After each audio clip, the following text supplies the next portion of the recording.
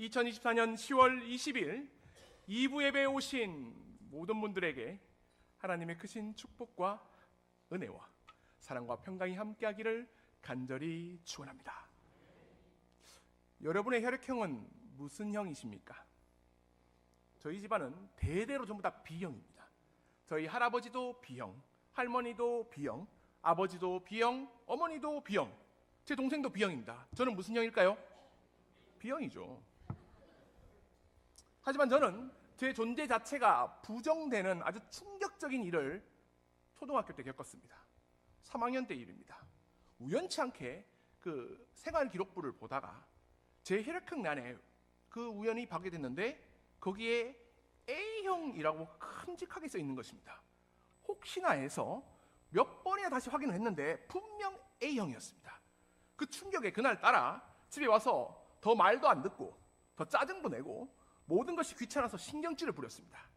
그때 잠깐 저를 돌봐준다고 온 외삼촌이 그런 제 모습을 보더니 저거 다리 밑에서 주워와서 들은다고 너 너희 집에 가라! 는 것입니다. 그때 저는 제 출생의 비밀을 외삼촌을 통해 알게 되었다는 생각에 너무 서러워서 엉엉 울기만 했습니다. 누가 제 마음을 알겠습니까? 아무리 달래도 그치지 않으니까 외삼촌이 대뜸 너 너희 집에 가! 하면서 차에 태워서 정말 다리 밑에 내려놓고 가버린 겁니다. 저는 울면서 하늘만 쳐다봤습니다. 나의 진짜 엄마 아빠는 누구일까? 나는 이제 이 다리 밑에서 어떻게 살아야 할 것인가? 심각하게 고민하고 있었는데 그때서야 이 이야기를 듣고 어머니께서 불이 나게 오신 것입니다. 외삼촌은 엄청 혼이 났고 눈물 콧물 뒤엉켜 울고 있는 저를 아무 말 없이 안아주시더니 말없이 우리 집으로 데려갔습니다. 그리고 며칠 후에 모든 진실은 밝혀졌습니다. 혈액형 검사의 오류로 제 혈액형은 잘못 기록되었다는 것을 확인했습니다. 저 진짜 B형입니다. 다시 봐도 B형입니다. 저는 진짜 이 집 아들이 맞았던 것입니다. 이 당연한 진리를 다시 새롭게 알고 깨닫게 된 그날의 감격을 저는 잊을 수가 없습니다. 여러분은 예수 그리스도를 통해 구원을 받은 하나님의 아들과 딸이 맞습니까?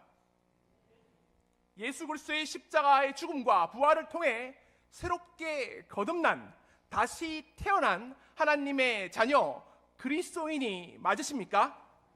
확실하십니까? 제가 이렇게 질문을 하게 된 이유는 오늘 말씀 때문인데 사도행전 11장 26절에 있는 말씀을 함께 합독하시겠습니다. 시작! 만남에 안디옥에 데리고 와서 둘이 교회에 1년간 모여있어 큰 무리를 가르쳤고 제자들이 안디옥에서 비로소 그리스도인이라 일컬음을 받게 되었더라. 아멘.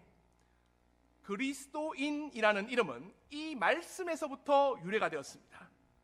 그리스도인의 원뜻은 그리스도를 따르는 사람들입니다. 예수님을 따른다 하면 우리는 예수님의 말씀 하나가 또렷하게 그 기억이 나야 되는데 마가복음 8장 44절 말씀을 함께 합독하시겠습니다. 시작! 무리와 제자들을 불러 이르시되 누구든지 나를 따라오려거든 자기를 부인하고 자기 십자가를 지고 나를 따를 것이니라. 아멘. 이 말씀을 듣고 난 우리는 이제 곧바로 3단 논법에 의해서 논리적으로 이렇게 말할 수 있어야 됩니다. 첫 번째, 나는 예수 그리스도의 십자가와 부활을 믿는 그리스도인이다. 둘째, 그리스도인은 예수 그리스도를 따르는 사람이다. 셋째, 그러므로 나는 매일매일 나를 부인하고 자기 십자가를 지고 예수님을 따라야 한다. 자, 여러분에게 묻겠습니다. 여러분은 자기를 부인하고 자기 십자가를 지고 예수님을 따르고 있습니까? 여러분은 그리스도인이 맞습니까? 여러분은 예수 그리스도의 십자가와 부활을 믿습니까? 이 세 가지 질문은요, 나의 정체성, 그 근원을 확인하는 질문입니다. 그런데 더 중요하고 더 어려운 질문 하나가 우리를 기다리고 있습니다. 사도행전 11장 26절 말씀을 다시 함께 합독하시겠습니다. 시작!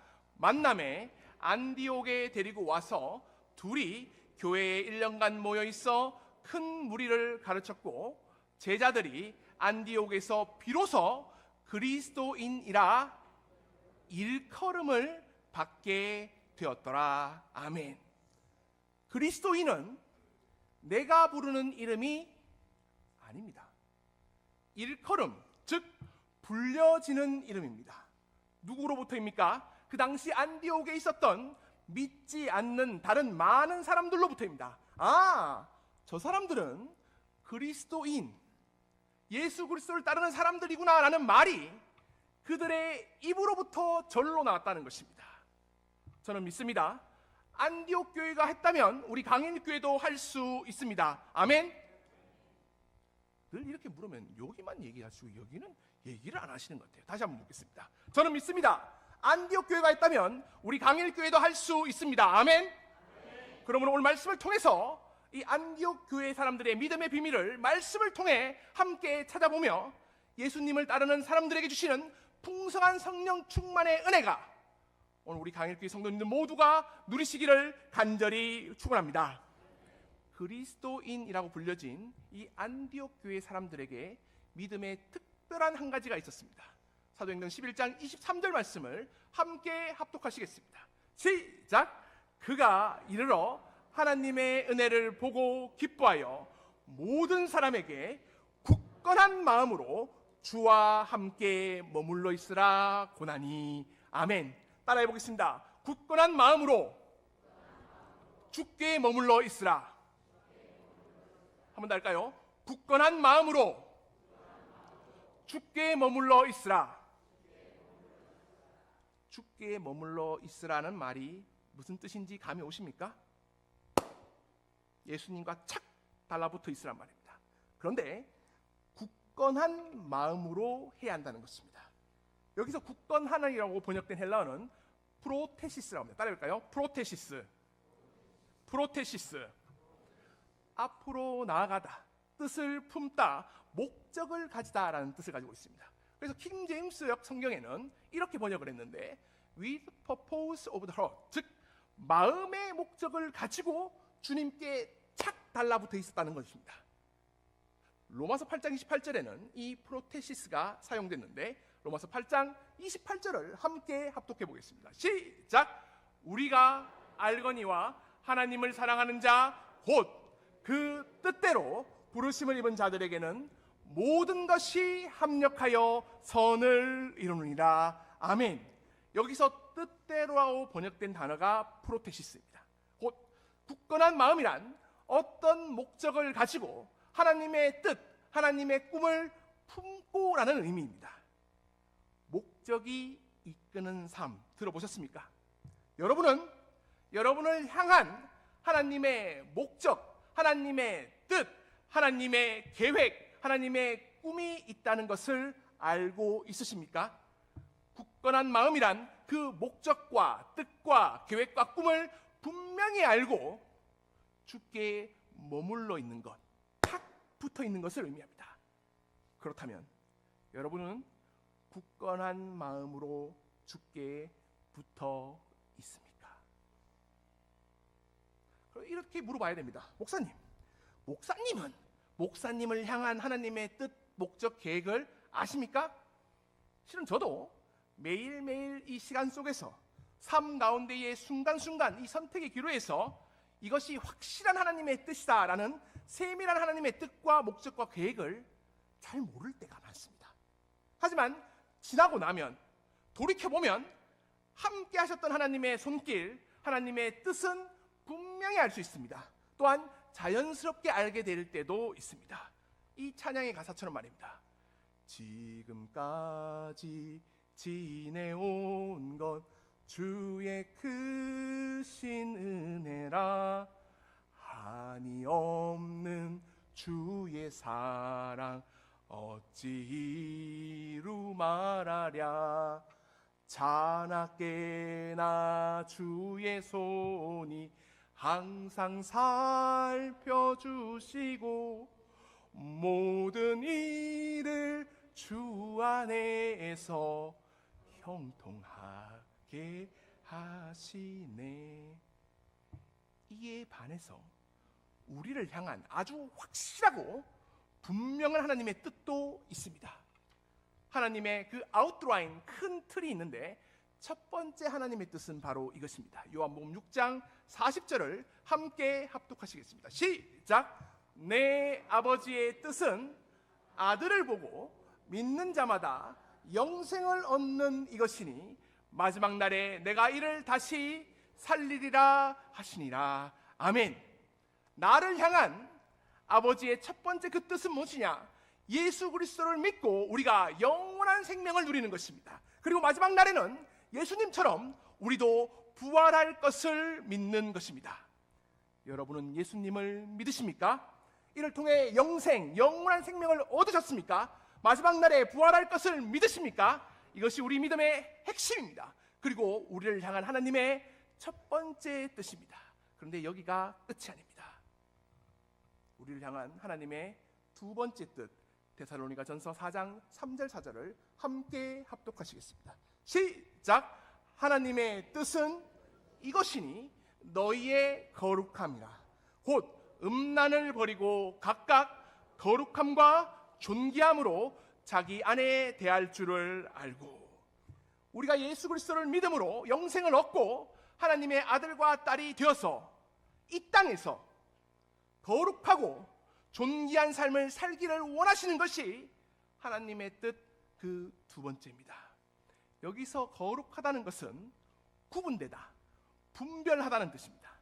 나를 향한 하나님의 뜻과 계획과 목적을 품고 살아갈 때에 우리는 이 땅에서 남다른 삶, 존귀한 삶을 살 수 있는 것입니다. 그리고 이렇게 거룩하고 존귀한 삶을 살기 위해서 하나님은 이렇게 다시 한 번 더 우리에게 말씀하십니다.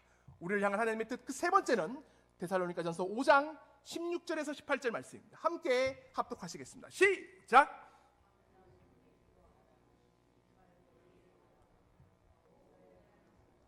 이것이 그리스도 예수 안에서 너희를 향하신, 전 여러분이 외울 줄 알고 안 하고 있었는데 한 번 더 할까요? 다시 하겠습니다. 시작! 항상 기뻐하라, 쉬지 말고 기도하라, 범사에 감사하라. 이는 그리스도 예수 안에서 너희를 향하신, 우리가 너무나 잘 알고 암송하는 말씀입니다. 하지만 오늘의 포인트는 뒤쪽에 있습니다. 이는 그리스도 예수 안에서 우리를 향하신 하나님의 뜻, 하나님의 목적, 하나님의 계획이라는 뜻입니다.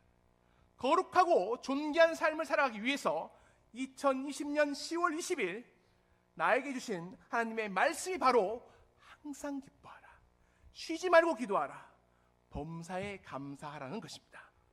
그런데 여기가 끝이 아닙니다. 하나님께서 우리에게 원하시는 것이 한 가지 더 있습니다. 우리를 향한 하나님의 뜻 그 네 번째는 베드로전서 3장 17절에 있는데 함께 합독하시겠습니다. 시작! 선을 행함으로 고난받는 것이 하나님의 뜻일진데 악을 행함으로 고난받는 것보다 나으니라. 하나님의 뜻을 품고 주님의 선을 우리가 행하는 것을 하나님은 원하시는데 이를 통해 고난을 받을 때도 있는데 이건 역시 하나님의 뜻이라는 것입니다. 사실 예수님을 믿고 영생을 누리며 이 땅에서 거룩하고 존귀한 삶을 살아가는 것, 항상 기뻐하고 쉬지 말고 기도하고 범사에 감사하는 것, 이 세 가지 하나님의 뜻은 어느 정도 감이 잡힙니다. 이해가 됩니다. 하지만 나를 향한 하나님의 뜻과 목적과 계획에 따라 살아갈 때에 고난을 받는 것도 하나님의 뜻이라는 것은 받아들이기가 쉽지 않습니다. 하지만 이 하나님의 뜻을, 이 깊은 뜻을 안디옥 교회 교인들은 분명하고 그리고 확실하게 알고 있었습니다. 사도행전 11장 19절 말씀을 함께 합독하시겠습니다. 시작! 그때에 스데반의 일로 일어난 환난으로 말미암아 흩어진 자들에게 베니게와 구브로와 안디옥까지 이르러 유대인에게만 말씀을 전하는데, 이곳 이 안디옥 교회에 모인 사람들은 사실 스데반의 일로 인해 박해로 환난 때문에 흩어진 사람들이었습니다. 그들은 쫓겨난 사람들이었습니다. 실제 그들의 상태는 아주 심각했는데 당시 이 유대교는 회당 중심의 공동체였습니다. 회당이 구심점이 되어서 종교, 사회, 경제, 직업, 교육, 관례 그 모든 일들이 이 회당을 중심으로 이루어졌습니다. 이런 회당 공동체에서 쫓겨났다는 것은 자신이 이전까지 가지고 있던 모든 것들을 다 빼앗기고 더 이상 할 수 있는 것이 없는 상태, 즉 아무것도 없음을 의미합니다. 예수님을 믿는 것 때문에 아무것도 할 수 없게 되었음에도 불구하고 그들은 딱 한 가지만 끝까지 붙잡았습니다. 무엇일까요? 굳건한 마음으로 끝까지 주께 머물러 있는 것입니다. 밀려나고 쫓겨난 그곳에서도 자신에게 맡겨진 하나님의 뜻, 그 목적을 묻고 또 묻고 기억하며 복음을 전했습니다. 환난 가운데에서도 예수님을 따랐던 것입니다. 매우 중요한 진리이기 때문에 따라해 보겠습니다. 환난 가운데서도 예수님을 따르자. 한 번 더 할까요? 환난 가운데서도 예수님을 따르자. 그때 하나님의 기적이 나타나게 되었습니다. 사도행전 11장 21절을 함께 합독하시겠습니다. 시작! 주의 손이 그들과 함께 하심에 수많은 사람들이 믿고 주께 돌아오더라. 한 번 더 읽을까요? 시작! 주의 손이 그들과 함께 하심에 수많은 사람들이 믿고 주께 돌아오더라. 하나님의 함께 하심, 주의 손이 나와 함께 하심을 체험하기 위해서는 어떻게 해야 될까요? 굳건한 마음으로 끝까지 주께 머물러 있어야 됩니다.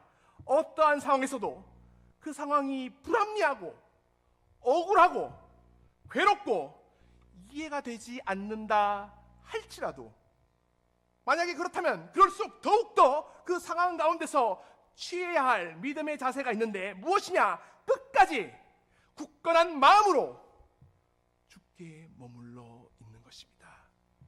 그때 주의 손이 함께 하시며 하나님의 일이 이루어져 가는 것을 볼 수 있는 것입니다. 굳건한 마음으로 주께 끝까지 머물러 있었던 이 안디옥 교회를 통해 하나님은 어떤 일을 행하셨을까요? 그 전까지는 유대인에게만 전해졌던 예수 그리스도의 복음이 드디어 헬라인, 즉 이방인들에게도 전해지게 된 것입니다. 오직 성령이 너희에게 임하시면 너희가 권능을 받고 예루살렘과 온 유대와 사마리아까지만 전해졌던 그 복음이 이 이스라엘의 벽을 넘어서서 땅 끝까지 나가게 된 그 시초가 환난을 인해서 흩어졌지만 굳건한 마음으로 주께 머물러 있었던 이 안디옥 교인들을 통해서 이루어진 것입니다. 그렇다면 우리는 여기서 한 가지 고백을 할 수 있어야 됩니다. 여기서 흩어진이라고 번역된 헬라어 단어는 디아스페이로라고 합니다. 따라해볼까요? 디아스페이로. 그 뜻은 흩어진 말고도 뿌려진, 두루 널리 퍼트려진다는 뜻이 있습니다. 그럼 여러분에게 묻겠습니다. 이 안디옥 교회에 있는 사람들, 교인들은 환난으로 인해 흩어진 것일까요? 아니면 하나님께서 환난을 통해 뿌리신 것일까요? 물론 스데반의 일로 환난 때문에 흩어진 것이 맞습니다. 하지만 이 안디옥 교인들은 믿었습니다. 주의 손이 나와 함께 하셔서 하나님 의에 뿌려진 것, 하나님의 의에 널리 퍼뜨려진 것이라고 분명하고 확실하게 고백할 수 있었던 것입니다. 왜냐? 굳건한 마음으로 끝까지 머물러 있었던 그들에게 하나님의 손길이 임한 것을 체험했기 때문입니다. 그들을 통해서 복음이 헬라인에게까지 전해지는 하나님의 놀라운 일하심을 보았기 때문입니다. 적을 알고 나를 알면 백전불태라는 손자병법의 말이 있습니다. 그럴 리는 없겠지만 만약에 여러분들이 사탄이라면 굳건한 마음으로 주께 머물러 있는 사람들에게 어떻게 하면 좋을까요? 사탄의 입장에서 한번 생각해 보십시오. 무조건 하나님께로부터 떼내야 됩니다. 어떻게 떼어놓을 수 있을까요? 그 굳건한 마음, 즉 하나님의 뜻, 목적, 계획을 내가 좋아하는 것으로 흐릿하게 만들든지 혹은 어떻게 해서든지 그 붙잡았던 손을 풀려고 온갖 노력을 다할 것입니다. 자, 이제 안디옥 교회에 있었던 그 사람들에게 일어난 환란이 이해가 되십니까? 그들을 주님께로부터 떼어놓기 위해서입니다. 하나님의 뜻과 하나님의 계획과 목적보다는 지금 당장의 내 삶이, 내 살 길이, 내 앞날이 더 중요하게 만들고자 했던 사탄의 전략입니다. 그러므로 우리는 그럴수록, 내가 힘들면 더 힘들수록, 괴로우면 더 괴로울수록 안디옥 교회에 있는 교인들처럼 더 굳건한 마음으로 더 죽게 끝까지 머물러 있어야 하는 것입니다. 이렇게 굳건한 마음으로 하나님께 이렇게 탁 붙어 있는 것을 알 수 있는 그런 그림이 없을까라고 생각하다가 말씀이 한 구절 생각났습니다. 로마서 11장 17절을 함께 합독하시겠습니다. 시작! 또 한 가지 얼마가 꺾이었는데 돌 감람나무인 내가 그들 중에 접붙임이 되어 감람나무 뿌리의 진액을 함께 받는 자가 되었은즉. 혹시 접붙여 보셨습니까? 처음 듣는 이름이네. 여러분 너무 좋은 데 사셨어요. 농사를 지으면 접붙이는 걸 합니다. 사진 한번 보여주겠습니까? 네. 보이십니까? 이게 뭐냐면 참외 모종을 접붙임한 것입니다. 참외는 봄에, 그러니까 봄 지나서 여름에 수확하기 위해서 겨울 비닐하우스에서 키워야 되는데 이 참외 원목이 엄청 약합니다. 그래서 겨울을 보낼 수가 없고 겨울, 봄, 여름까지 강하게 버티기 위해서 뭘 하느냐? 호박의 힘을 빌립니다. 그래서 이 집게 아래쪽이 호박이고요, 집게 위쪽이 참외입니다. 그리고 절대 떨어지지 않게 뭘 하냐면 집게로 꽉 찝습니다. 우리도 마찬가지입니다. 나 혼자서는 약합니다. 부족합니다. 미련하고 어리석기까지 합니다. 혼자서 나를 하나님께로 떼어내는 그 사탄의 힘을 절대로 우리는 이길 수가 없습니다. 환난에 넘어지고 고난에 꺾여지고 쉽게 좌절합니다. 그때 예수 그리스도의 힘을 입어서 주 예수 그리스도를 꽉 붙들어야 됩니다. 그냥 붙드는 게 아니라 두 겹줄, 세 겹줄로 나를 그리스도 예수에게 꽁꽁 묶어야 됩니다.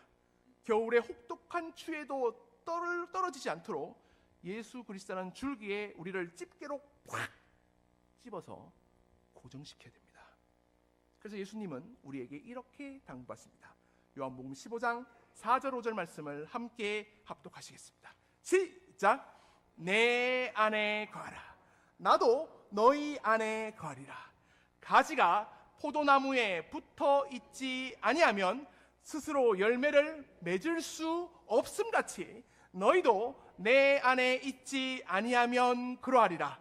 나는 포도나무요 너희는 가지라. 그가 내 안에 내가 그 안에 거하면 사람이 열매를 많이 맺나니 나를 떠나서는 너희가 아무것도 할 수 없음이라. 아멘.